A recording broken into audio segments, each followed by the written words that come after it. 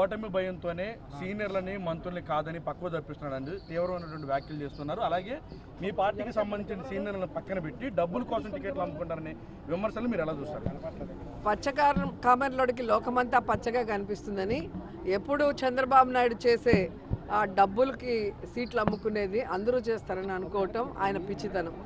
ఆయన తెలుసుకోవాల్సింది ఒక్కటే, ఈరోజు జగన్మోహన్ రెడ్డి గారు ఈ రాష్ట్రాన్ని నువ్వు అప్పుల్లో ముంచేసి వెళ్ళినా, రాష్ట్రాన్ని విడగొట్టినా సమర్థవంతంగా మరి ఎలా జగన్మోహన్ రెడ్డి గారు పరిపాలిస్తూ తానిచ్చిన ప్రతి వాగ్దానాన్ని 99% ఈరోజు సక్సెస్ఫుల్గా నెరవేర్చారు. ప్రజలకి నాయకులు అందుబాటులో లేకపోయినా లేదా నాయకులు ఎవరైతే లోకల్ లీడర్స్ వచ్చి ఎమ్మెల్యే క్యాండిడేట్స్ మాకు వీళ్ళు వద్దు వీళ్ళు కావాలి అన్నప్పుడు సర్వేలు చేయించి ఎవరు బెటర్గా సర్వీస్ చేయగలరో మార్పులు చేర్పులు జరుగుతున్నాయి తప్ప ఎక్కడా కూడా డబ్బులకి టికెట్లు అమ్ముకోవాల్సిన కర్మ మాకు పట్టలేదని కూడా ఈ సందర్భంగా తెలియజేసుకుంటున్నా. అంటే ఈరోజు నేను సూటిగా చెప్తున్నాను చంద్రబాబు నాయుడుకి, నీ పార్టీకి పండగ లోపల లిస్టు రిలీజ్ చేస్తానన్నావు కదా, మరి ఎందుకు ఇంతవరకు ఒక్క పేరు కూడా రిలీజ్ చేయలేకపోయావో ముందు చెప్పు. నీకు ఈరోజు 175 స్థానాల్లో క్యాండిడేట్లు లేరు. నువ్వు ఎన్ని పార్టీలతో జత కలిసినా నీకు క్యాండిడేట్లు దొరకట్లేదు. కాబట్టి ఆ ఫ్రస్ట్రేషన్ని ఏ విధంగా జగన్మోహన్ రెడ్డి గారి మీద చూపిద్దామా అని ఇలాంటి పిచ్చి ప్రేలాపనలు చేస్తున్నారు తప్ప మరొకటి కాదు. రెండోది, ఈరోజు చంద్రబాబు నాయుడికి కుప్పంలో గెలవను అని భయం పట్టుకుంది కాబట్టి 2వ ప్లేస్లో నించోడానికి కాన్స్టిట్యుయెన్సీ వెతుక్కుంటున్నాడు. అలాగే మందలగిరిలో ఏ విధంగా లోకేష్ గెలవనన్న భయం పట్టుకుంది కాబట్టి ఇంకో కాన్స్టిట్యుయెన్సీ వెతుక్కుంటున్నాడు. అలాగే పవన్ కళ్యాణ్ ఏ విధంగా ఒక చోట కాదు 2 చోట్ల గెలవనని ఈరోజు ఇంకో 2 చోట్ల కోసం పరుగులు తీస్తున్నారు.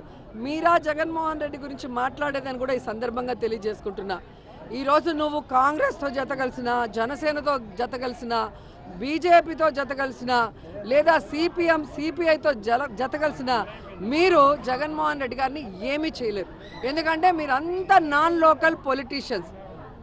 ఈరోజు ఆంధ్రప్రదేశ్లో తెలుగుదేశ చంద్రబాబు నాయుడు అయినా, లోకేష్ అయినా, పవన్ కళ్యాణ్ అయినా, జనసేనకు సంబంధించి కాంగ్రెస్కి సంబంధించిన కొత్తగా జాయిన్ అయిన వాళ్ళైనా, బీజేపీకి సంబంధించిన వాళ్ళైనా ఎవరు కూడా వాళ్ళ కుటుంబాలు కానీ ఈరోజు వాళ్ళ అడ్రస్లు కానీ ఆంధ్రప్రదేశ్లో లేవు. ఈరోజు జగన్మోహన్ రెడ్డి గారు ఆంధ్రప్రదేశ్లోనే ఉంటూ ఆంధ్రప్రదేశ్ ప్రజల కష్టాల్ని పాదయాత్రలో తెలుసుకొని ఆ కష్టాల్ని దూరం చేసి అందరి జీవితాల్లో వెలుగును నింపారు. కాబట్టి మళ్ళీ జగనన్నే కావాలి అని ఈరోజు ప్రజలు డిసైడ్ అయిపోయారు. కాబట్టి చంద్రబాబు నాయుడు పచ్చ ఛానళ్ళు ఎంత మాట్లాడుకున్నా కూడా అది వాళ్ళ సునకానందానికి తప్ప మరో దానికి పనికిరాదు. మేడం, జనసేన పార్టీకి సంబంధించి అంటే 6 గుర్తింపు పొందిన పార్టీలు కేంద్ర ఎన్నికల సంఘం ఆహ్వానం అవుతుంది. కానీ పవన్ కళ్యాణ్ మాత్రం చంద్రబాబుతో కలిసి అలయన్స్ పార్ట్నర్ పేరుతోటి జనసేన పార్టీ గుర్తింపు ఉందనుకోవాలా లేదనుకోవాలా, చంద్రబాబుతో కలిసి అంటే ఎలా చూడాలి? మీకు బీజేపీ ఎప్పుడైతే ఈ ఆంధ్ర రాష్ట్ర ప్రజలు ఒక పార్టీ అధ్యక్షుడైన పవన్ కళ్యాణ్ని 2 చోట్ల ఓడించారో అతనికి లీడర్షిప్ క్వాలిటీ లేదు అని డిసైడ్ చేసేశారు. ఇంకా ఆయన గురించి మాట్లాడటం కూడా వేస్ట్ అని కూడా ఈ సందర్భంగా తెలియజేసుకుంటున్నా. ఇక చంద్రబాబు నాయుడు మొదటిసారేమో ఎన్టీఆర్ దగ్గర నుంచి వెన్నుపోటు పొడిచి లాక్కొని అధికారాన్ని అనుభవించాడు. రెండోసారి ఎలా బీజేపీ అప్పుడున్న వాజ్పేయి గారి వేవ్లో వచ్చాడో మనం చూసాం జత కలిసి. ఆ తర్వాత బీజేపీ వేస్ట్, నా జీవితంలో నేను చేసిన పెద్ద తప్పు, మళ్ళీ నేను బీజేపీతో కలవనన్నాడు. మళ్ళీ ఏం చేశాడు? మోడీ గారి వేవ్లో మోడీ గారి సంఖ్యకి మళ్ళీ అధికారంలోకి వచ్చాడు తప్ప ఈయన గొప్పతనం ఏం కాదు.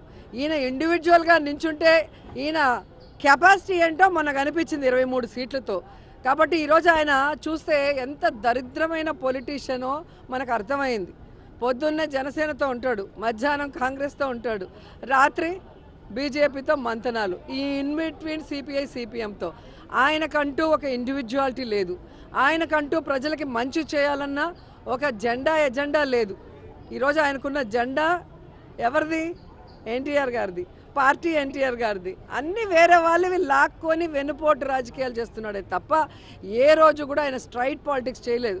ఈరోజు కాంగ్రెస్ నుంచి బయటకు వచ్చినప్పుడు జగన్మోహన్ రెడ్డి గారు తన సొంత అజెండాతో ప్రజల్లోకి వెళ్ళాడు. తను ఏం చేస్తానో ప్రజలకి చెప్పి వాళ్ళకి భరోసా కల్పించాడు. వారి ఆశీస్సులతో అధికారంలోకి వచ్చాక చెప్పిన ప్రతి మాటని తూచా తప్పకుండా చేశాడు. ఇంతకన్నా గొప్ప నాయకుడు ఏ రాష్ట్రానికి ఉంటారు? మరి ఇలాంటి నాయకుడు కావాలని ప్రజలు బలంగా కోరుకుంటున్నారు. అందుకే 2024 జగనన్న వన్స్ మోర్ అంటూ 175కి 175 కొట్టబోతున్నామని కూడా ఈ సందర్భంగా తెలియజేసుకుంటున్నారు. మార్పు ప్రక్రియను ఓవరాల్ మీరు ఎలా చూస్తారు? సీనియర్లు జూనియర్లు అన్న తేడా లేకుండా వరుసగా మార్పులు చేర్పులు చేసి అభ్యర్థులు జగన్ గారు 100 సార్లు చెప్పారు. నేను అనేక సార్లు మీకు కూడా ఇన్ఫార్మ్ చేశాను. ఎప్పుడైతే ఈ గడప గడపకు మన ప్రభుత్వం ప్రోగ్రాం పెట్టారో అది 1 మంత్ 2 మంత్స్కి ఒకసారి ఎమ్మెల్యేలు, ఎమ్మెల్సీలు, ఇన్ఛార్జీలు అందరితో మీటింగ్ పెట్టినప్పుడు ఈరోజు ఎన్ని కష్టాలు వచ్చినా నేను భరిస్తూ మీకెవ్వరికీ కూడా ఆ కష్టాన్ని చెప్పకుండా ప్రజలకు ఇచ్చిన ప్రతి వాగ్దానాన్ని నెరవేరుస్తున్నాను. మీరు చేయాల్సిందల్లా ప్రతి గ్రామంలో ప్రతి ఇంటికి వెళ్ళి అవి లబ్ధిదారులకి అందుతున్నాయా లేదా వెరిఫై చేసి, ఒకవేళ ఎక్కడైనా అందకపోతే ఏదైనా కారణాల చేత వాటిని సరిదిద్ది ప్రజలకి అందించండి అని చెప్పాక చేయకపోవడం ఎవరి తప్పు మీరు చెప్పాలి. నేను ఎవరిని కూడా తప్పు పట్టట్లా. జగన్ గారు చాలాసార్లు చెప్పారు. లాస్ట్ మీటింగ్లో కూడా ఇంకా టైం ఉంది, ఇంకా టైం ఉంది, అందరితో నేను కలిసి వర్క్ చేయాలనుకుంటున్నా, ఎవరిని వదులుకోవాలని లేదు, సర్వేలలో మీరు ఇంప్రూవ్ చేసుకోండి అని ఒక నాయకుడు ఒక బిడ్డకు చెప్పినట్టు చెప్పిన తర్వాత కూడా ప్రజల్లో కానీ లోకల్ లీడర్స్లో కానీ కొంతమందికి వ్యతిరేకత వచ్చినప్పుడు ఖచ్చితంగా మార్చాల్సిన పరిస్థితి. ఎందుకంటే జగనన్న ముఖ్యమంత్రి అయితేనే కదా ఈ రాష్ట్రాన్ని మళ్ళీ అభివృద్ధి వైపుకు నడిపించడానికి, ఇప్పుడున్న సంక్షేమ పథకాలన్నింటినీ కూడా కంటిన్యూ చేయడానికి, ఈ రాష్ట్రంలో అభివృద్ధి కార్యక్రమాలు గ్రామాల్లో కానీ వార్డులలో కానీ చేయాలంటే ఎవరో ఒకరి కోసం దాన్ని వదులుకునే పరిస్థితులు ఎవరూ లేరు. కాబట్టి త్యాగాలు చేయాల్సిన అవసరం ఉంది. ఎందుకంటే మీరు 5 ఏళ్లలో చూసుంటారు, జగనన్న ఆయనను నమ్ముకున్న వాళ్ళని ఎవరిని కూడా వదులుకోలేదు. ఏదో ఒక రకంగా MLA, MP, MLC, corporation chairman ఎలా ఎవరికి ఏం చేయాలో అన్నీ చేసిన ఏకైక నాయకుడు, ఏకైక ముఖ్యమంత్రి. అది నేను గర్వంగా చెప్పగలను. కాబట్టి ఆయన్ని నమ్ముకున్న వాళ్ళు, ఆయన గురించి తెలిసిన వాళ్ళు ఖచ్చితంగా ఆయన గురించి చెడు మాట్లాడరు. ఓడిపోయిన వాళ్ళకి సీట్లు ఇచ్చి మరి ఎమ్మెల్సీని చేశారు. వాళ్ళు పార్టీని వీడి ఇప్పుడు ప్రభుత్వం పైన విమర్శలు చేస్తారు. అది వాళ్ళని అడగాలి, నన్ను అడిగితే ఎలా తెలుస్తుంది?